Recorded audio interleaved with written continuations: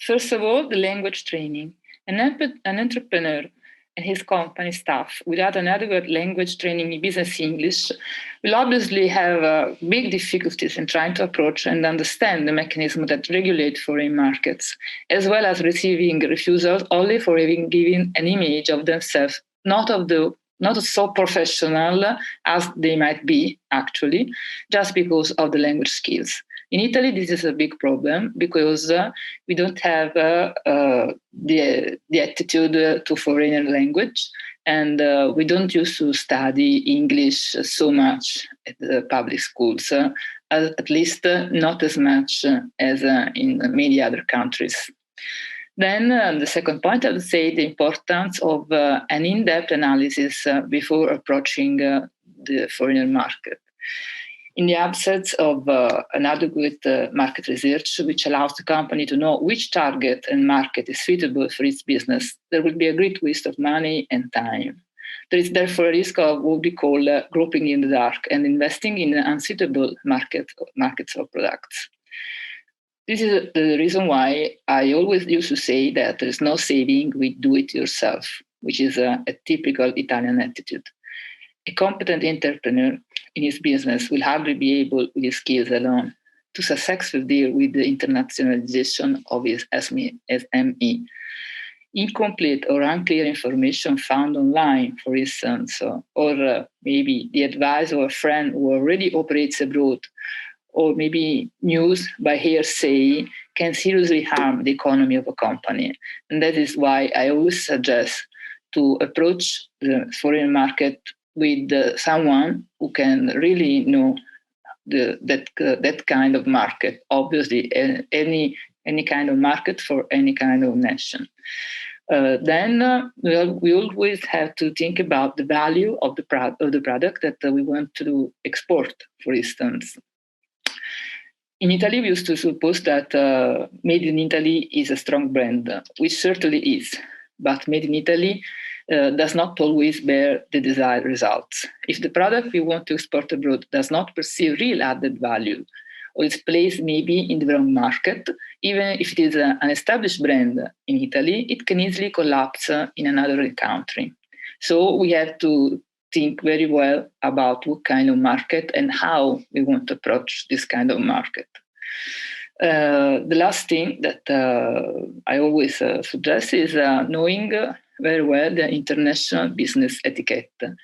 What I mean is that knowing how to effectively deal with the different commercial behaviors is the basis of having any kind of relationship with any kind of interlocutor from country to country. And this is more difficult than you can think. For instance, an Arab customer will certainly expect a discount on the final price, regardless of the price offered, while a German partner will prefer to know the finished price immediately without the need to negotiate. Or again, a German importer could decide to close relations only for a few days of delay in the delivery. Therefore, punctuality must be taken into great consideration if you are going to interact with that kind of market. And this in Italy might be a big problem.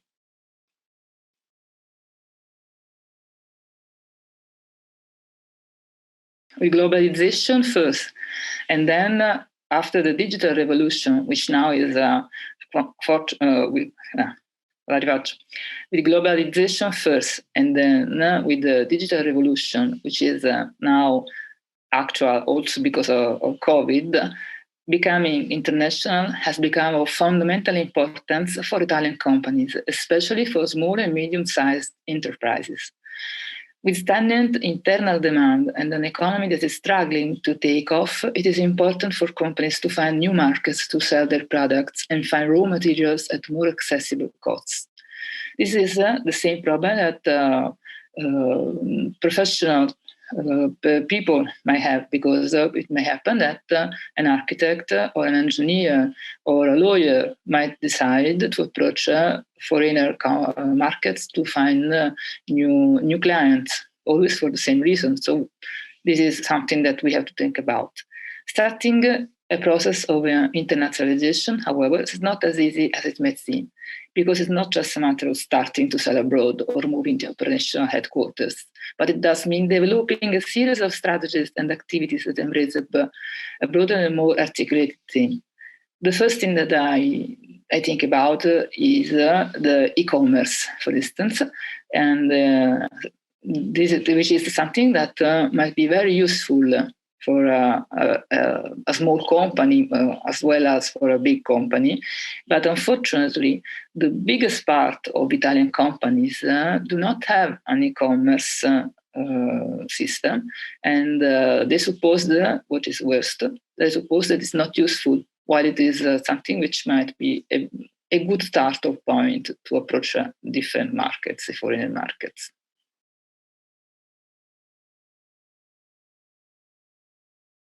Globalization is an expression of a rapidly growing and changing economy that has driven both large firms and small to medium-sized ones to the same competitive arena.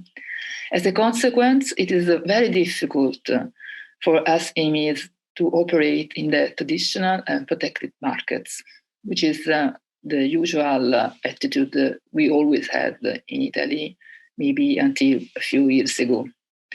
Despite the size and limits in structures, we have also to think that the biggest part of Italian companies, and especially the southern Italian companies, are family companies. And also we have to think about the resources, organization, culture especially, and mental approach are forced to compete now or collaborate with larger companies. Otherwise, they cannot approach it.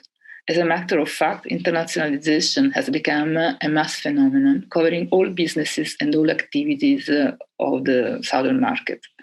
To answer to the new scenario and the new competitive arena, small and medium enterprises have to face more changes than their larger counterparts. Especially, this is what happens in all of Italy, but especially in the south of Italy. Also because the south of Italy has always had maybe more an attitude to agriculture, tourism, maybe food, but not about digital or enterprises. So, on one hand, they must develop the basic condition to achieve the requirement of competitiveness, starting from a disadvantaged position, which is something which is a historical disadvantage. On the other hand, they have to face the lack of adequate theories and guidelines for an effective and efficient international growth.